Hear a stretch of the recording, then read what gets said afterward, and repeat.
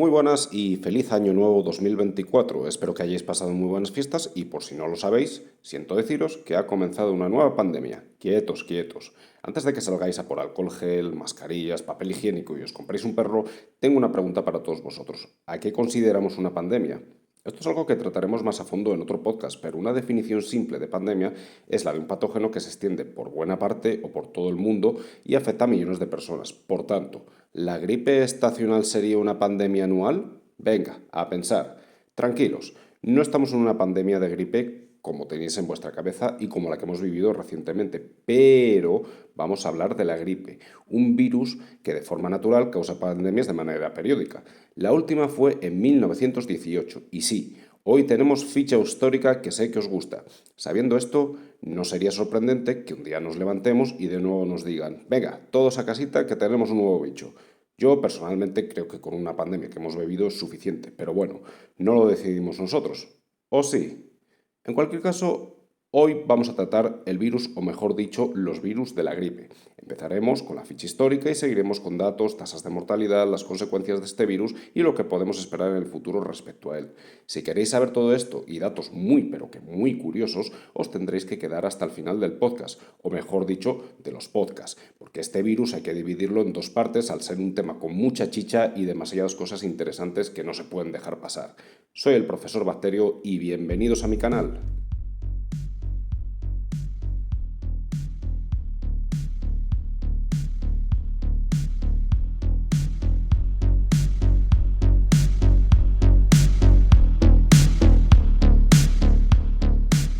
Bueno, empezamos con una de las secciones más interesantes que es la ficha histórica y por supuesto, qué mejor ficha histórica que la pandemia de gripe de 1918.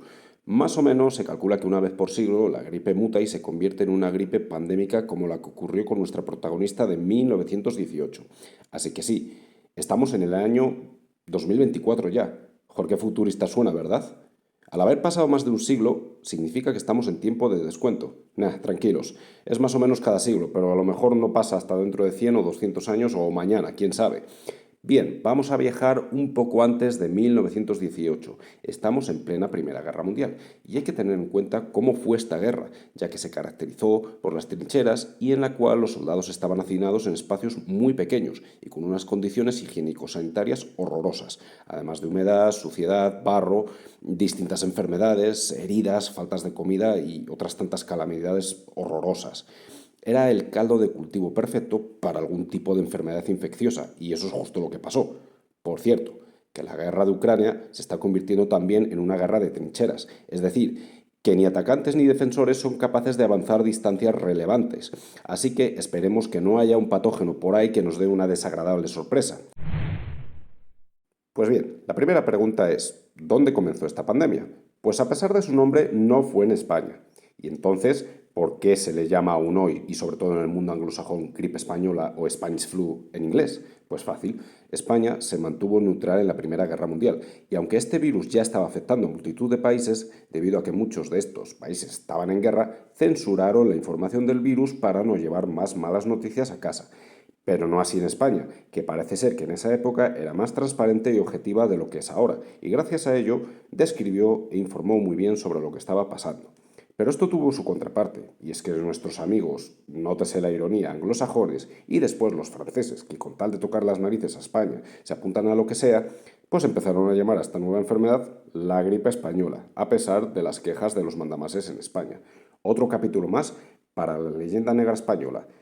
¿Sabéis dónde se originó este virus? Tatachán, en Estados Unidos. Otro problema causado por los anglosajones y del cual escurrieron el bulto, como pasará con el wokismo dentro de unos años. Hay otras teorías de su origen, pero todo apunta a que la mutación que originó la versión pandémica del virus se dio en América del Norte. En cualquier caso, sabemos que no fue en España. Así que, queridos amigos anglos, you can eat our nuts. Thanks. Lo que pasó es que esos soldados estadounidenses, al viajar a la guerra en Europa, expandieron la enfermedad que rápidamente se transmitió entre los soldados, y esos soldados, a su vez, al volver a su casa, pues llevaron consigo el virus. Resultado, efectivamente, una pandemia.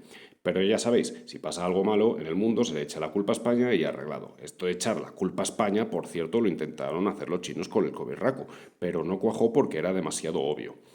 Como con nuestro amigo el covirraco, la gripe de 1918 tuvo una serie de olas. Estas olas son algo normal en los virus y también en las pandemias. Para que lo veáis más claro, os pongo un ejemplo. Hay un virus que se extiende rápidamente, ¿vale? Parece que remite y de nuevo vuelve a haber un aumento de casos. Las primeras oleadas suelen ser las más mortíferas debido a que el virus es más letal y la población no tiene defensas contra él. Conforme se van sucediendo las olas de un virus, este tiende de manera natural a evolucionar hacia versiones más infecciosas, pero menos letales, lo cual es bueno y lógico si lo pensáis.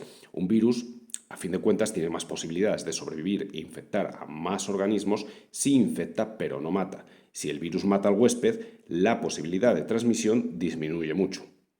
Respecto a esta pandemia, hay muchas similitudes con la que hemos vivido, como por ejemplo, censura al comienzo de la misma, respuestas lentas y descoordinadas, falta de material, desconocimiento en general y otras muchas que seguro ya sabéis. Claro, los recursos y tratamientos médicos en aquella época eran muy inferiores a lo que hay ahora, pero aún así es curioso ver que más de 100 años después y con mucha más tecnología se han cometido errores muy parecidos. Sería interesante también hacer un podcast con una comparativa entre ambas pandemias, así que estad atentos porque lo haré. Y claro, ahora aprovecho para pediros una suscripción, un me gusta, campanita y compartir, por favor.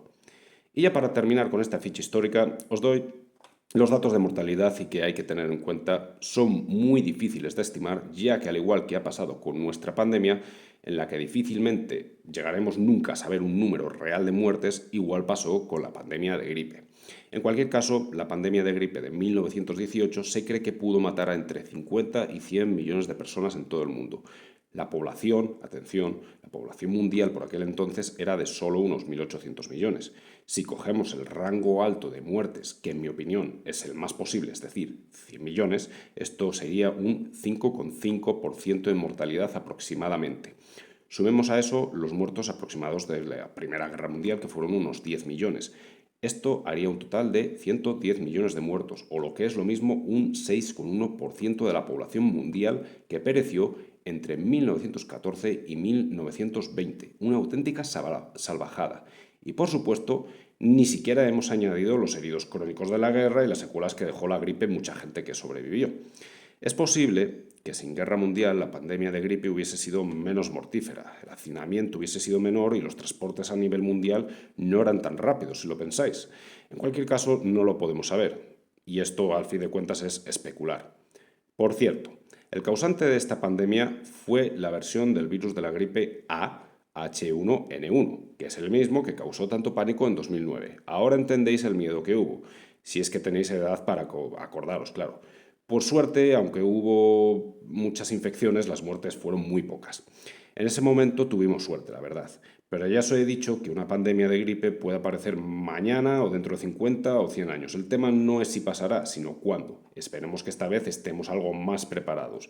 Y ahora seguimos con más datos curiosos y el ciclo de la gripe, que espero pueda ayudaros para minimizar la posibilidad de cogerla este invierno. Vamos ahora a comentar un poco qué es este virus. Lo que conocemos como gripe es un virus llamado influenzavirus, de la familia Orthomyxoviridae, y por si todavía hay algún despistado, la gripe y el covirraco son virus diferentes. La gripe hay que dividirla, claro, y lo hacemos en 4 grupos, llamados A, B, C y D. Sencillito. El virus de la gripe A tiene subdivisiones y las nombramos también con las letras H y N.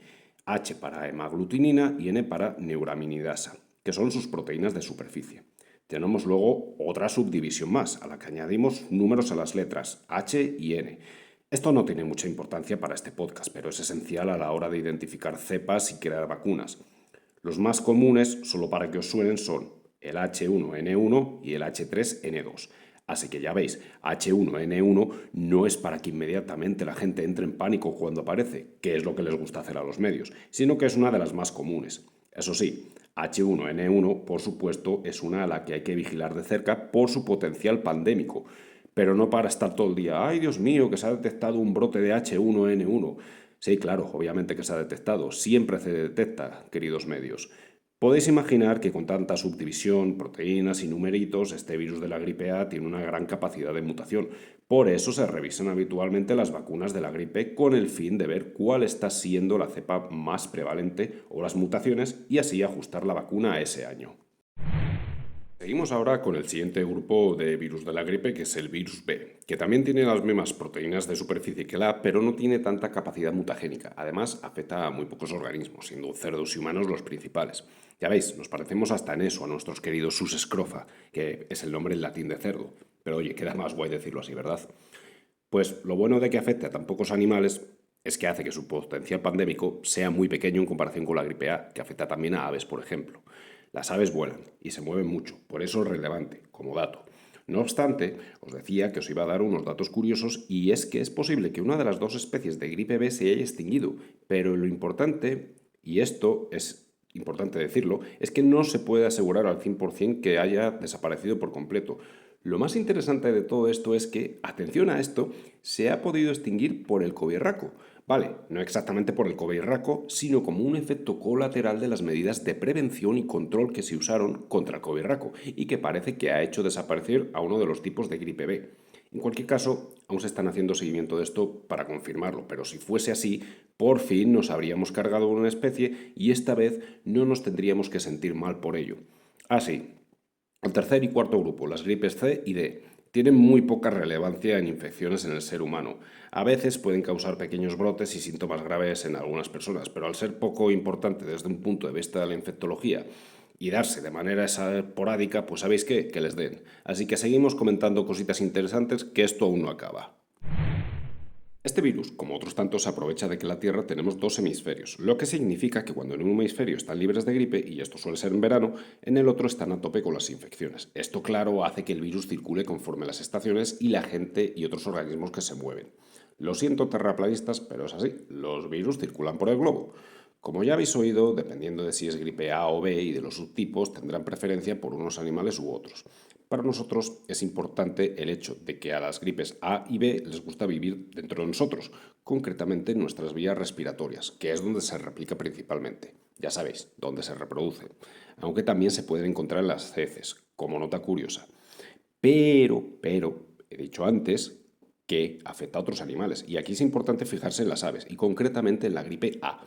Decidme, ¿cuántas veces habéis oído hablar de la gripe aviar? Bueno, con esto, como con otras tantas cosas, no estamos diciendo que sea una gripe exclusivamente de aves, sino que estos animales son uno de los principales reservorios, y esto es especialmente relevante porque muchas especies de aves migran.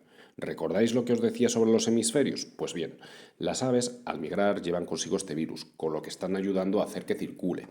¿Qué animales más bajos, verdad? Y antes de que alguno esté pensando en medidas drásticas contra las aves para frenar los virus, yo os lo desaconsejaría.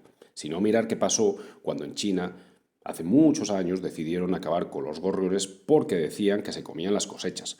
No había gorriones, por lo que no se comían las plagas de insectos, y estas plagas de insectos ¿qué hicieron? Pues claro, comerse los cultivos haciendo que millones de personas murieran. Esto fue el gran santo al delante de Mao Zedong. Bravo, figura, bravo, un aplauso. Pero bueno, aunque quitásemos al factor ave de la ecuación, igualmente tendríamos a las propias personas que hacen circular a los virus con una eficacia bastante buena cuando viajan. Acordaros de lo rápido que se extendió el covirraco por eso.